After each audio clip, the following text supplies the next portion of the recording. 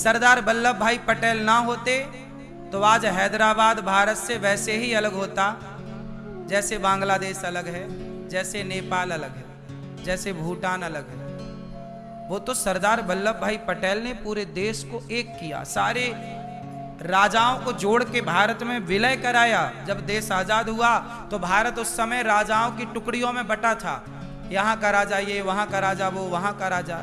तब सरदार वल्लभ भाई ने पूरा एक भारत को सजाया, लेकिन उनकी मेहनत का वह फल, वह सम्मान उन्हें ना मिल पाया जो उन्हें मिलना था, क्योंकि कोई और अपने को आगे ले जाना चाहता था।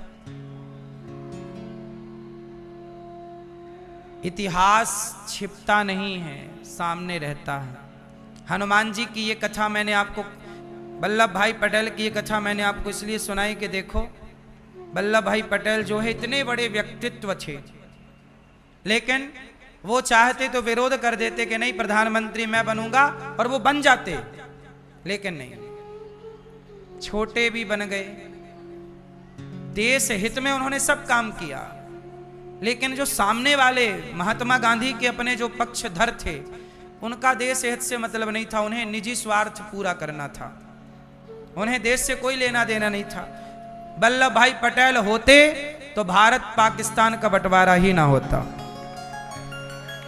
ये पाकिस्तान की समस्या ही ना होती जो आज खड़ी है हमारे। सोचिए आज 70 साल बाद भी हमारे सामने वही समस्याएं खड़ी हैं जो अंग्रेजों के टाइम पे खड़ी थी, वही आतंकवाद आज भी है। ना हमारा भारत पाकिस्तान में बंटता, ना बांग्लादेश में। ये बांग्लादेश भी ना होता, पाकिस्तान भी ना होता, अखंड भारत होता। एक व्यक्ति को यदि बना दिया जाता प्रधानमंत्री,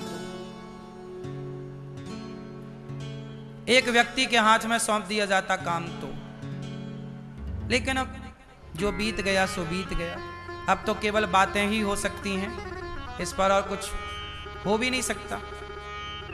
लेकिन फिर भी इतिहास को ये, आपको ये जानने का पूरा अधिकार है कि उस समय गलत कौन था, गलती किसकी थी। जो लोग गलत थे उन्हें सही बनाकर थोप दिया गया। अब मैं आपसे एक छोटा सा सवाल पूछ लूं, आपके पास उत्तर हो तो देना, वैसे उत्तर होगा नहीं आपके पास, होगा तो देना, नहीं होए तो खोज लेना। एक सवाल पूरे भारतीयों से, उत्तर होए तो देना। बताओ, एक लड़की ने मेरे से सवाल किया, जब मैं न्यूज की एक सभा में बैठा था तो एक लड़की ने मेरे से सवाल किया, मैंने तो उत्तर दिया, पर यह सवाल मैं आपसे पूछता हूं, मेरे पास तो इसका उत्तर है पर मैं आपसे जानूंगा। प्रश्न है कि जब भारत पाकिस्तान का बंटवारा हुआ और ट्रेनों में भर भर के लाशें हिंदुस्तान आई, हाँ या ना? जब हिंदुस्तान में भर भर के क्या ट्रेनों में आई लाशें, लड़कियों की, माओ की, बहनों की और पुरुषों की, बच्चों की लाशें भरी थी, पूरी ट्रेन भरी थी पर लाशों से। और एक ट्रेन नहीं, कई ट्रेन।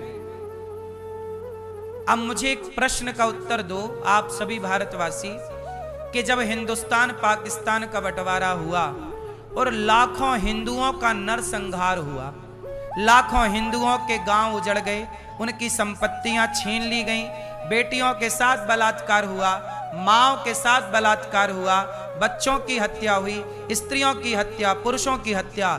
बस प्रश्न ये है कि इन सारी हत्याओं का जिम्मेदार कौन था? बता दो आप, बताओ इन सारी लाशों का जिम्मेदार कौन था?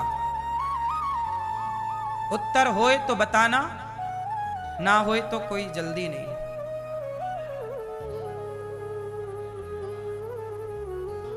सोचिए,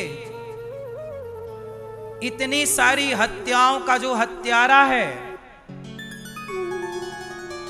उस हत्यारे को यह देश सम्मान देता है। अब वो हत्यारा कौन है ये आप जानते हैं। बोलिए भारत माता की। लेकिन ये प्रश्न है साहब, ये प्रश्न का उत्तर पूछ लीजिएगा लोगों से। सोचिए क्या गुजरी होगी उन पर जिनको रातों रात भागना पड़ा अपना घर छोड़कर, और भागने के बाद भी वो सुरक्षित पहुंचे नहीं। बेटा कहीं चला गया, पत्नी कहीं चली गई, पता नहीं। कहते हैं उस जमाने में ना फोन भी नहीं था, जो बिछड़ गया तो फिर कभी मिलता नहीं था। इतने बड़े देश में पता नहीं बच्चा कहाँ चला गया, बाप कहाँ चला गया, माँ कहाँ चली गई। उस मंजर को हम लोग यहाँ बैठे डिस्कस कर रहे हैं। जिसने उस मंजर को झेला होगा, देखा होगा, उसकी पीड़ा शब्दों से कही ना जाएगी। वो दर्द तो देखो, ये लम्हे बीत गए, पर वो पीड़ा तो पीड़ा है ना। जिनके साथ हुआ उन्होंने अपना बयान दिया। कोई ट्रेन के पहियों के बीच में घुस के बचकर इक्का दुक्का एक दो लोग बच गए, तो उन्होंने बताया कि क्या हुआ था। क्यों जी, सही है। लेकिन आज तक कोई ये सवाल नहीं पूछा जो सवाल मैंने पूछा कि जिम्मेदार कौन था। आज तक किसी ने नहीं पूछा, किसी पत्रकार ने नहीं पूछा।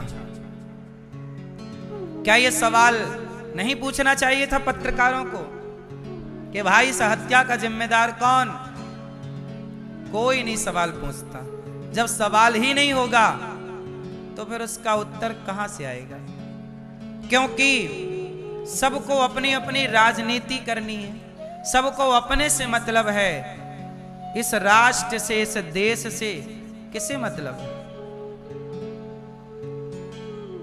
देश से मतलब होता नेताओं को या किसी को, तो इस देश में भ्रष्टाचार क्यों होता? भ्रष्टाचार है मतलब इस देश में रहने वाले लोगों को देश से मतलब कहां है? निजी स्वार्थ से मतलब है। अपना काम होना चाहिए बस। देश का क्या?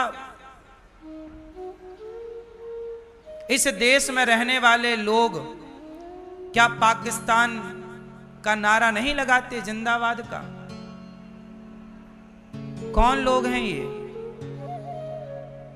क्यों इनकी इतनी हिम्मत हुई कि भारत की रोटियां खाकर भी ये भारत को, अभी जो पहलगांव में दुर्घटना घटी, हमारे भारत के लोगों को धर्म पूछ पूछ करके मारा गया कि तुम्हारा धर्म क्या है?